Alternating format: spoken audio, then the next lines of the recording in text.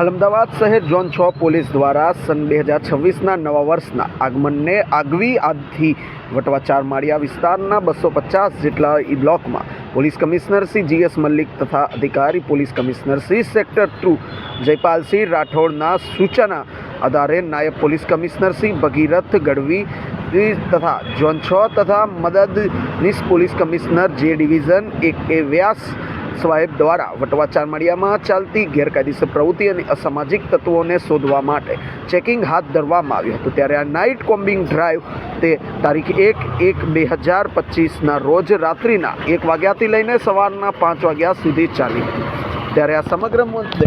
181 જેટલા પોલીસ કર્મીઓ, ત્યારે 12 પોલીસ સબ ઇન્સ્પેક્ટર અને 30 જેટલા હોમગાર્ડ જવાન પણ અલગ અલગ ટીમ બનાવી હિસ્ટ્રી સીટર, MCR, નાર્કોટિક્સ પ્રવૃત્તિ સાથે સંકળાયેલા ઇસમો તથા અસામાજિક તત્વો તથા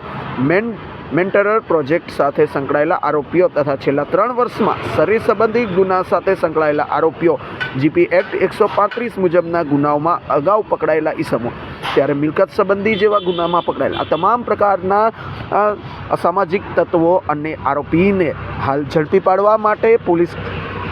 દ્વારા આ સઘન ચેકિંગ હાથ ધરવામાં આવ્યું હતું।